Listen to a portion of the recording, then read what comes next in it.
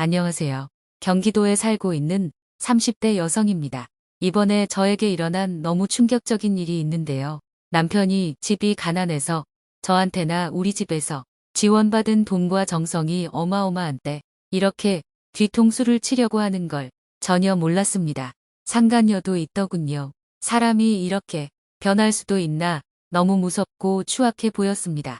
막상 지인들에게 말하기도 어려운 내용이라 익명의 힘을 빌려서 말씀드려 볼까 합니다. 저와 남편은 대학생 때 처음 만났는데요. 서로 취미가 같아 같은 동아리에서 안면을 트게 되었는데 첫인상을 보고 난 후에도 저는 남편에게 관심이 전혀 없었습니다. 왜냐면 말을 섞기 전이라 얼굴과 체형, 옷을 입는 스타일까지 전혀 제 스타일이 아니었거든요.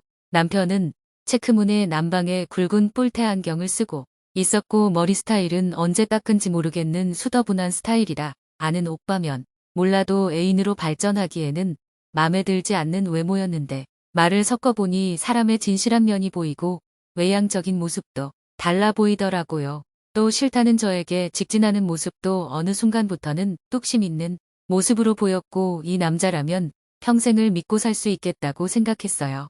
지금 와서 생각해보니 잘못된 판단이었는데 그때는 알지 못했습니다.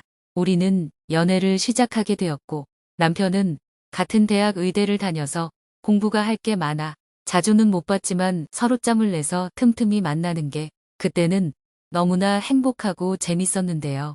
연애하면서 오빠의 고민은 집이 너무 가난해서 도저히 공부만 하기 어렵다. 알바까지 하면서는 의대 공부를 따라가기 어렵다는 것이었습니다.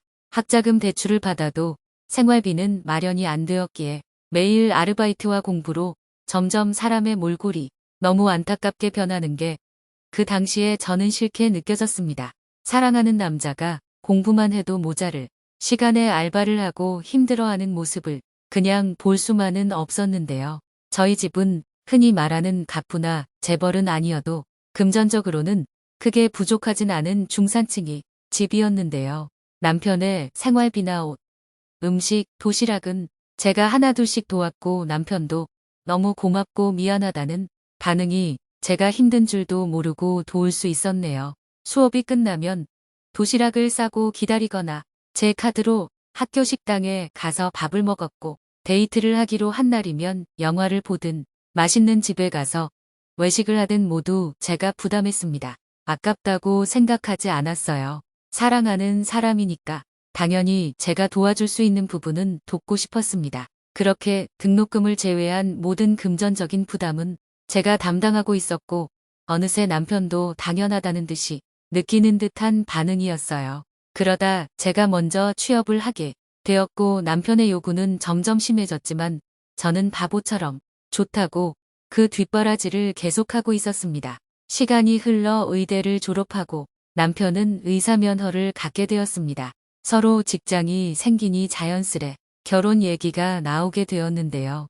저희 부모님도 남편의 싹싹한 성격과 딴짓은 안 할 외모라고 좋아하셨습니다. 물론 저도 20대 내내 뒷바라지한 것도 있고 사랑하는 사람은 그이 하나뿐이니 이 사람과 결혼 말고 다른 생각은 한 적도 없었습니다. 남편의 집은 형편이 어려운지라 결혼에 들어가는 비용이며 집, 혼수, 모든 걸 친정 부모가 도와준 돈 아니면 제가 모은 돈으로 해결했고 남편은 미안하다면서 이제 돈 벌 일만 있으니까 나머지는 결혼해서 정말 행복하게 해주면서 다 갚아 나가겠다고 정말 나를 믿어주고 선택해줘서 고맙다고 말하더라고요. 결혼 처음에는 행복한 날들이 계속 이어졌습니다. 남편도 저에게 좀 더 잘하려는 모습이 보여 저도 남편이 점점 더 좋아지고 이런 날들만 계속됐으면 좋겠다 생각했어요. 그러던 어느 날 남편이 갑자기 대학병원을 관둬야겠다고 하더군요. 이유는 이런 생활을 계속하다가는 본인이 미치거나 스트레스로 죽을 것 같다는 거였어요. 그래도 어렵게 버틴 시간들이 있는데 좀 더 생각을 해봐야 되는 거 아니냐 물어보니 너무도 단호하게 더 이상은 안 되겠다고 하더군요. 이번 결정은 바꿀 생각 없으니 저보고는 다른 말 더 이상 하지 말고 본인 결정에 따라와 달라고 하더라고요. 대학병원을 관두고 그럼 갈 곳이 있냐고 물어보니 지역에 있는 작은 병원은 내가 면이 안 쓰니까 집 앞에 목 좋은 곳을 받은 곳이 있다. 거기서 일단 작게라도 개업해서 시작해 보고 싶다 하는 겁니다. 아직 갚을 학자금 대출과 담보대출이 너무 많다. 조금만 더 신중하게 생각해 보자 다시 말해봤지만 욕만 안 할 뿐이지 너무 강압적으로 말하는 터라 저는 남편의 의견을 따를 수밖에 없었는데요. 며칠 뒤 남편이 사업 자금으로 5억 정도가 필요하다 말하더군요. 저는 그만한 돈은 우리한테 없다. 지금 금리도 너무 비싸고 올랐는데 부담되는 금액이니 조금만 더 천천히 계획해 보자 말했는데요. 이번 한 번만 저희 친정 부모님이 도와주시면 안 되겠냐 하는 겁니다. 그동안 남편 뒷바라지며 집 살 때도 몇 척을 도와준 부모님인데 또 도와달라 말하는 남편이 제정신인 건가 싶었지만 너무 간절히 말하는 남편 모습에 이번에도 흔들리게 되더라고요. 목적인 돈을 받아야겠다 하니 연애 초보다도 나한테 더 잘해주더군요. 너무 힘들어서 대학병원도 관두겠다 하니 이번에도 또 부탁을 드려야 고민이 심했습니다. 그리고 사업 초기에만 잠깐 빌려 쓰는 거고 자리만 잡으면 바로 갚을 수 있으니 장인 장모님에게도 너무 미안해할 거 없다. 바로 갚을 거다. 큰 소리를 계속 치더라고요. 저는 바보같이 또 넘어가서 부모님에게 부탁을 드렸습니다. 부모님도 하나밖에 없는 외동딸이 부탁을 하니 어쩔 수 없이 들어줘야겠다는 눈치였고요. 돈을 빌려주면서 아빠가 조건을 남편에게 걸었습니다. 사위니까 이자는 최저로 해주겠지만 계약 연장은 1년마다 다시 할 거라고. 그 내용은 차용증과 공증서를 받고 남편이 필요하다는 개업 비용 중 3억을 빌려주게 되었습니다. 그 당시는 남편이 눈물까지 흘리면서 감사합니다 큰절을 올리더라고요. 아빠는 그 모습을 보고 됐다. 딸만 행복하게 해주면 된다면서 우는 사위를 토닥여 줬는데요. 그렇게 우리 집에서 지원한 돈과 은행 대출을 모아서 남편은 그렇게 개업을 하고야 말았는데요. 처음에는 환자가 없는 듯 하더니 점점 진료를 희망하는 분들이 많아지더군요. 그래서 금방 빌린 돈을 갚을 수 있을 줄만 알았는데요. 그런데 병원이 잘 되면 잘 될수록 남편이 점점 변하는 게 느껴지더군요. 나를 향하는 눈빛이 첫 번째였고 같이 일을 하는 맞벌이 부부인데도 집안 살림과 집안일을 모두 도맡아 하라며 언행도 눈빛도 점점 폭력적으로 변해가더군요. 영문도 모르는 저는 남편이 힘들이 있어서 예민한가 보다 치부하고 좀 더 잘해주면 다시 따뜻하고 나만 바라보던 남편으로 돌아오겠지 생각하면서 평소보다 더 잘해주려고 갖은 노력을 해봤지만 돌아오는 건 신경질에 고함에 내가 알던 사람이 맞나 싶을 정도로 저에게 패악질을 계속 부리는 거예요.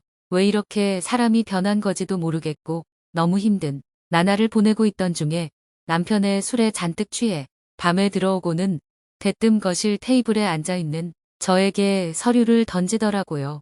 내가 원하는 대로 위자료를 줄 테니 이혼하자는 거였습니다. 저는 너무 어이가 없고 분해서 이유가 뭐냐고 물어봤습니다. 딴 거 없다고 하네요. 당신 같은 구질구질한 사람이랑은 더 이상 만나기 싫고 내가 의사라면서 내가 너무 아까우니까 새 시작을 해야겠다고 말하는 거였습니다. 머리가 아프다 못해 터질 것 같더군요.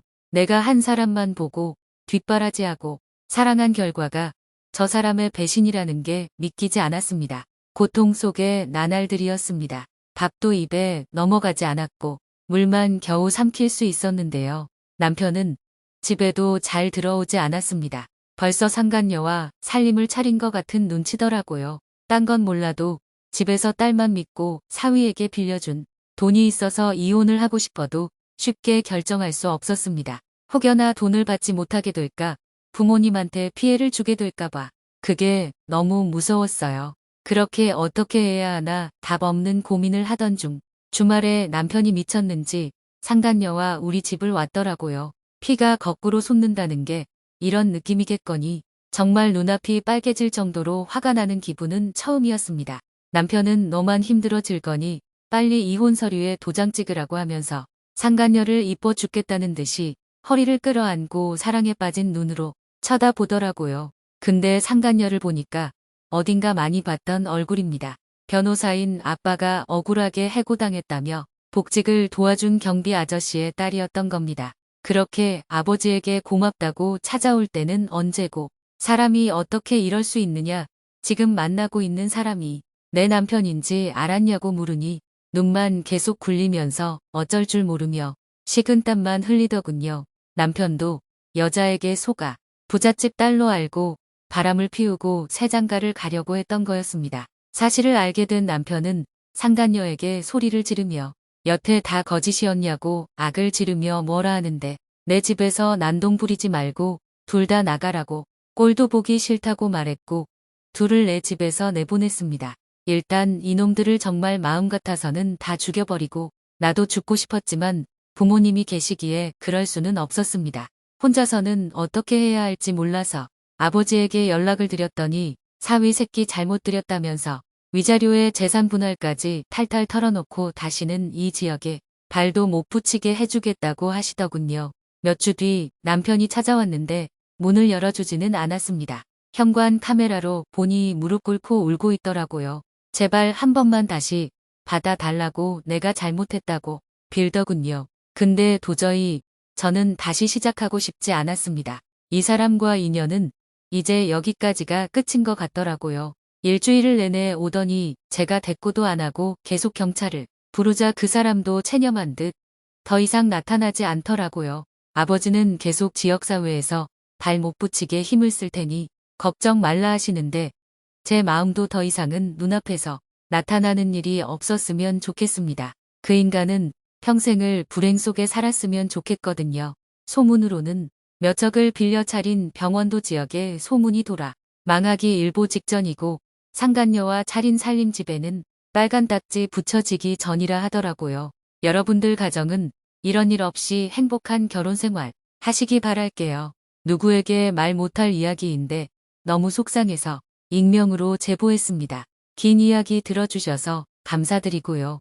이만 인사드리겠습니다.